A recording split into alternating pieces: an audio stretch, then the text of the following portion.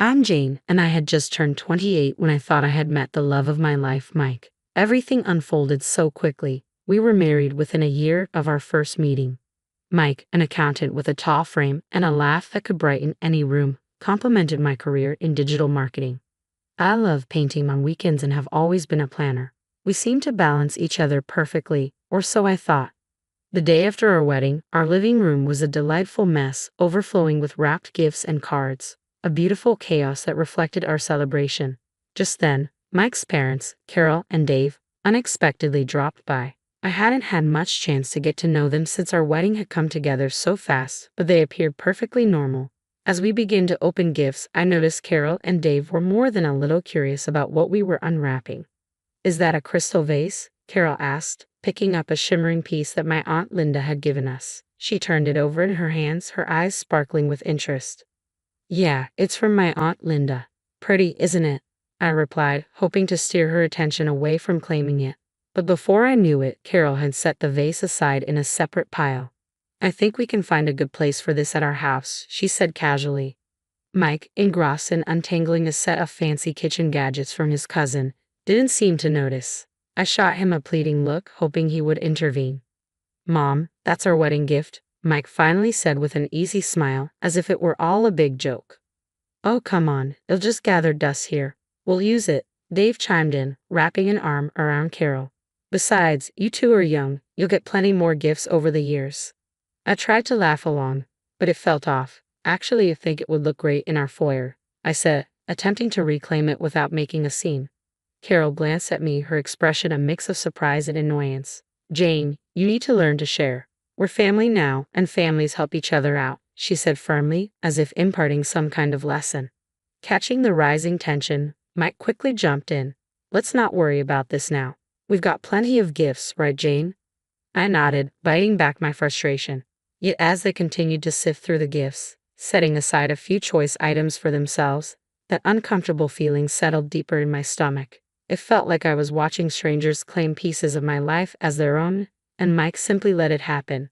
Our first year of marriage flew by, and before I knew it, our anniversary had arrived. I wanted to make it special, a true celebration of us. So I booked a table at Chez Louis, a cozy little spot we both loved. I thought it would be romantic to invite Mike's parents to join us, wanting to show them they were important to us. When we arrived at the restaurant, Carol and Dave were already seated, menus in hand.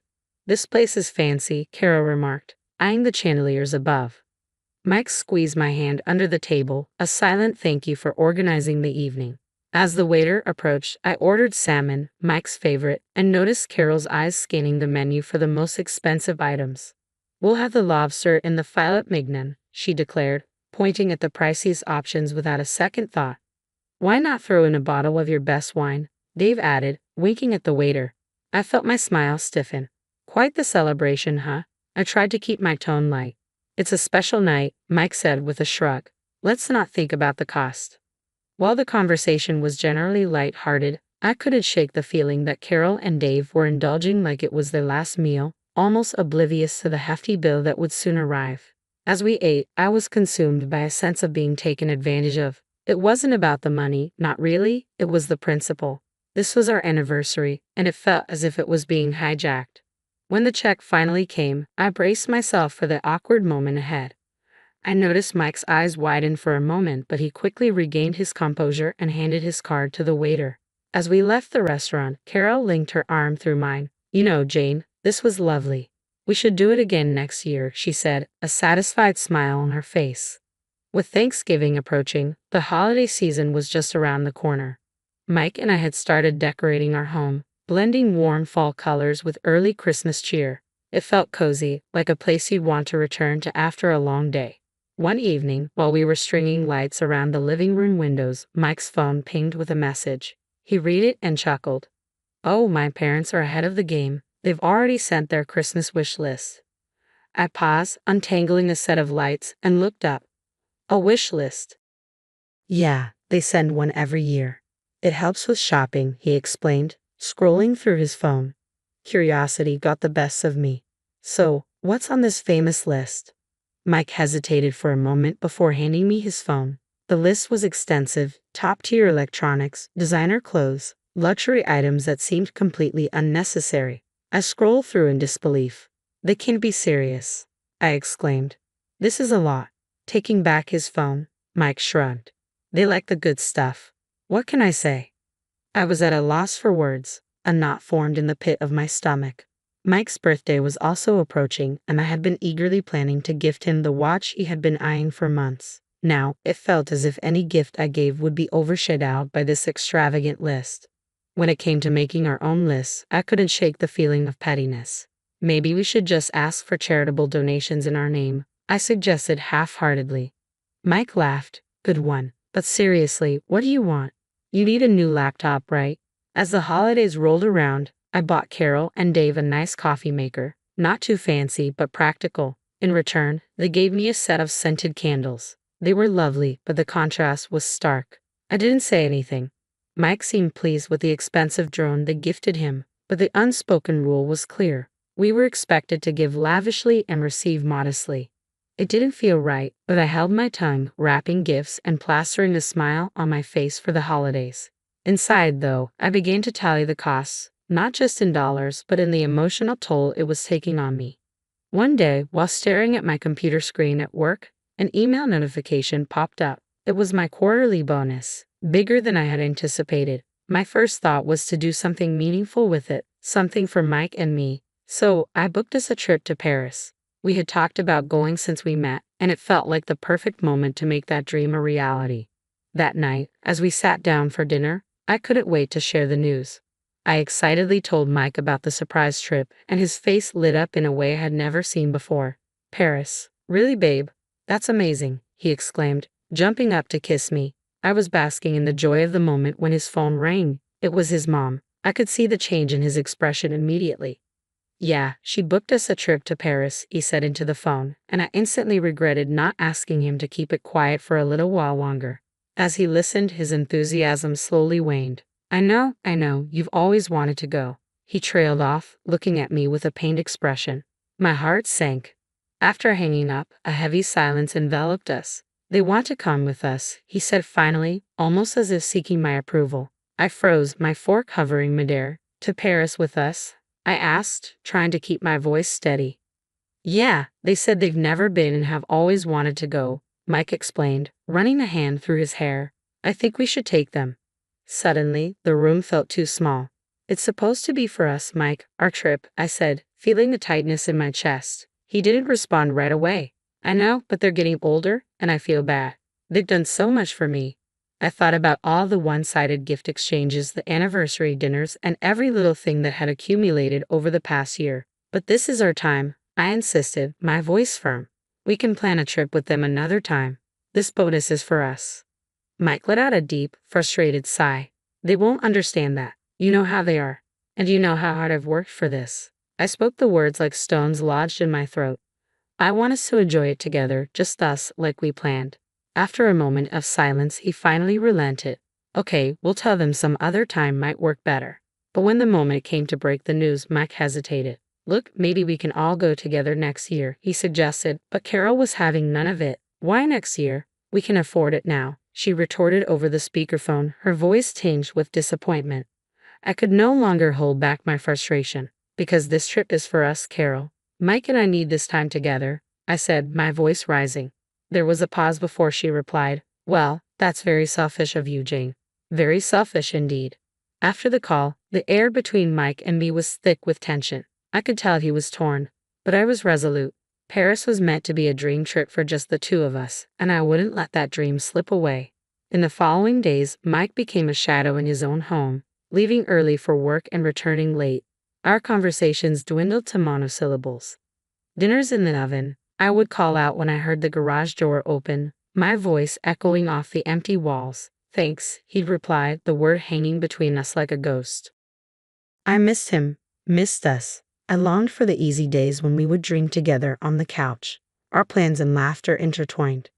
I yearned to reach out to him, to break through the invisible barrier that had formed after our argument about Paris. But every attempt felt like trying to speak through thick glass. I could see him, but I couldn't connect. One particularly difficult evening, I found myself sitting across from Mike at the dinner table. the sound of his fork scraping against the plate cutting through the heavy silence. I cleared my throat. Mike, this can't go on, I began, my voice barely above a whisper, fearful of shattering the fragile peace between us. We need to talk about what happened. We can't let this silence become our new normal. Mike continued eating, his expression unreadable, until he finally set down his fork. It was a sign I had his attention, even if just for a moment. What do you want me to say, Jane? He asked, a hint of wariness seeping through his words. I want to understand why you're taking this so hard. It feels like you're choosing them over me, I replied, hurt evident in my tone. He sighed, folding his hands in front of him. They're my parents, Jane. They've always dreamed of going to Paris.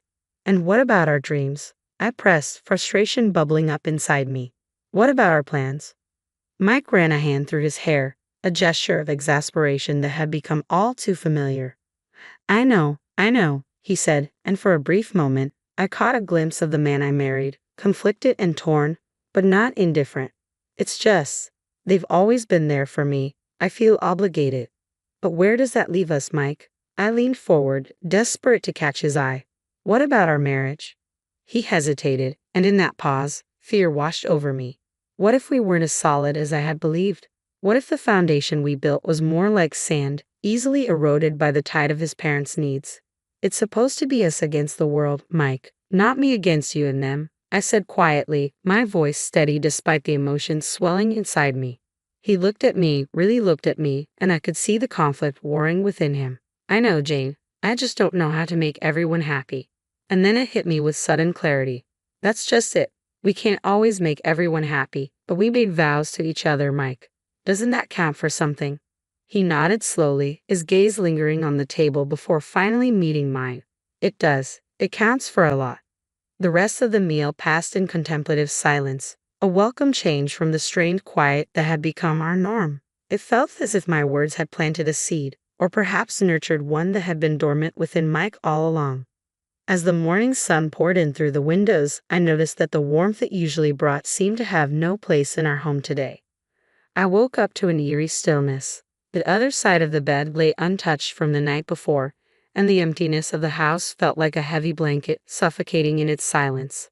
Rubbing the sleep from my eyes, I reached for my phone, expecting the usual void of messages that had taken residence in our home. Instead, my screen lit up with a flood of notifications, each one from my bank. A lump formed in my throat as I scanned the details. Multiple transactions, including airline tickets and hotel bookings in Paris, all made while I was asleep.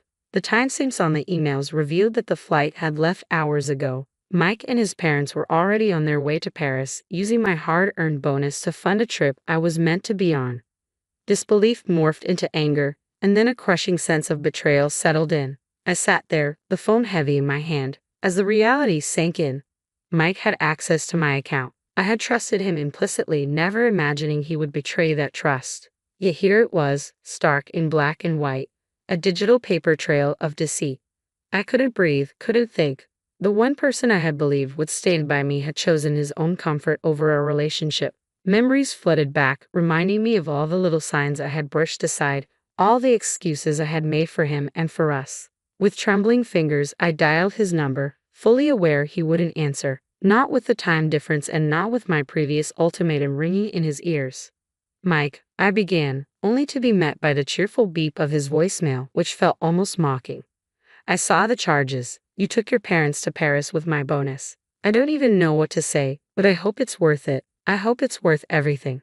The house felt even emptier after the call, the walls closing in on me under the weight of everything left unsaid, and now perhaps never to be spoken. I sat at the kitchen table, the silence a stark contrast to the chaos raging within me.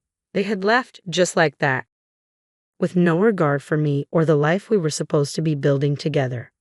I canceled the hotel rooms and the return flights, severing every piece of the trip tied to my finances.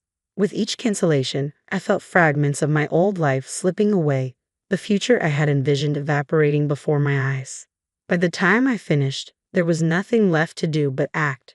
I contacted the bank and revoked Mike's access to my accounts, feeling the terrifying yet liberating finality with each click. The man I had married, the family I had tried to be a part of, they were all strangers now. Strangers who had used me, seeing my generosity as something to exploit rather than cherish. I packed my bags with a robotic efficiency, each item a reminder of a dream I had to put away. There was no going back from this. No gentle words or apologies could mend the rift his betrayal had caused.